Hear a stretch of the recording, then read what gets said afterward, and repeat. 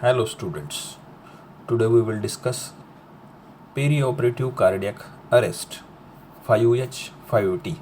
One of the H is hypoxia. The learning objectives are we will learn about definition of hypoxia, presentation of hypoxia, pathophysiology of cardiac arrest, then immediate management of hypoxia, subsequent management, investigations of hypoxia, and the risk factors leading to hypoxia. What is the definition of hypoxia? The definition is when SpO2 is less than 90% or partial pressure of oxygen is less than 60%. It will be called as a hypoxia. How hypoxia will present? The presentation of hypoxia is number 1, there is low or failing pulse oximetry values. Second, there may be cyanosis. If SpO2 is less than 85%, there will be cyanosis, but it needs more than 5 gram per deciliter of reduced hemoglobin to detect the cyanosis. That means hemoglobin concentration should be more than 5 gram percent of reduced hemoglobin. The late signs may be there may be bradycardia or tachycardia. There are cardiac arrhythmias or ischemia. There may be decreased level of consciousness. Now we will discuss pathophysiology of cardiac arrest, that is hypoxia. The irreversible hypoxic or ischemic brain damage is a devastating complication. It occurs when brain is deprived of oxygen supply for 5 to 7 minutes at normal body temperature. Such situations may develop during cannot intubate, cannot ventilate scenario. The airway management failure, that means if there is a displacement of endotracheal tube, if there is airway obstruction, airway collapse, if there is accidental extubation and aspiration of gastric content, it may lead to hypoxia. The anesthesia related cardiac arrest. The reasons are laryngospasm. The laryngospasm induces mechanical irritation due to inadequate depth of anesthesia. Another reason, bronchospasm. This bronchospasm may be anaphylactic or of intrinsic origin. This bronchospasm may cause severe hypoxia. Third, if there are errors of oxygen supply. Fourth, failure of adequate ventilation.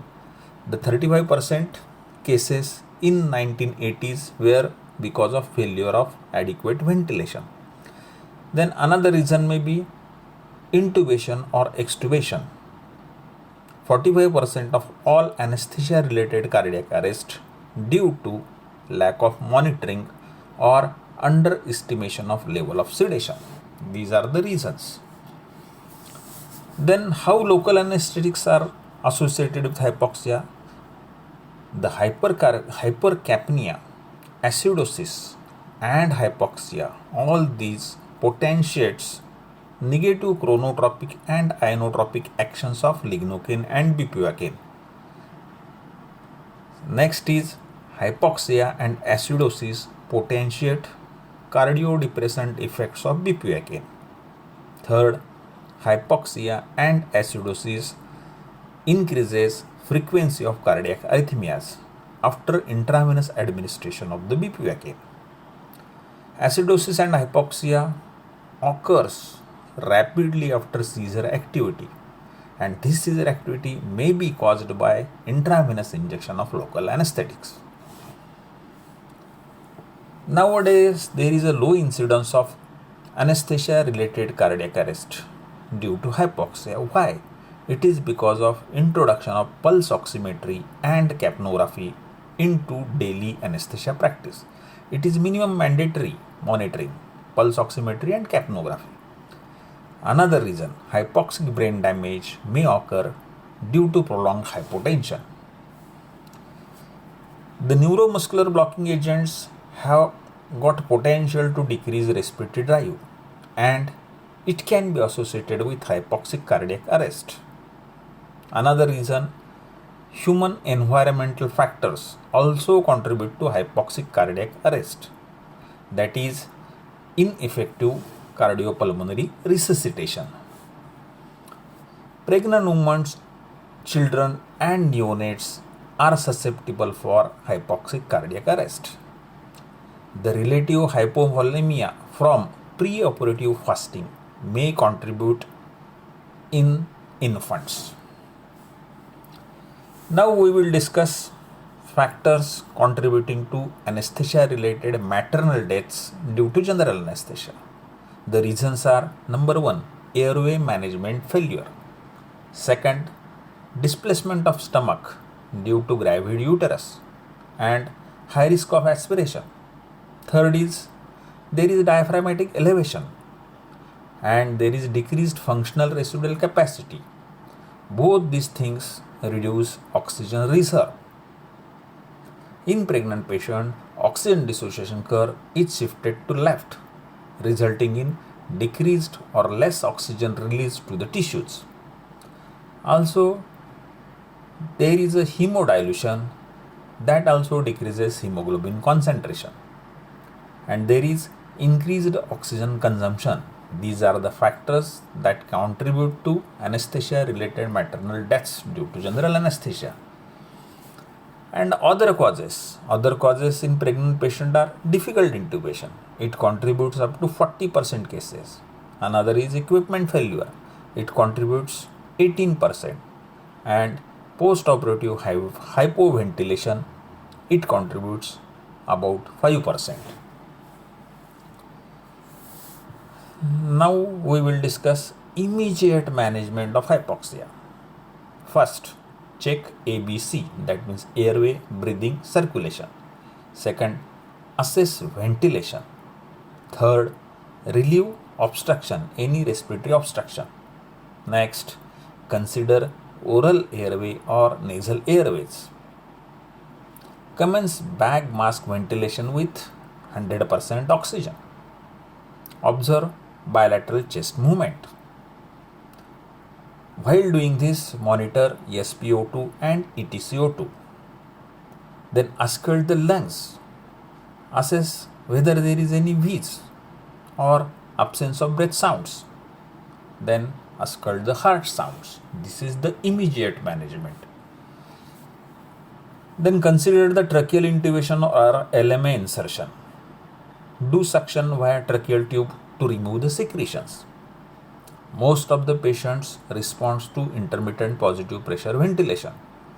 Those who remains hypoxic but there are no signs of aspiration or pulmonary edema often have lung atelectasis or lung collapse. They require recruitment maneuver and positive end expiratory pressure. It is useful.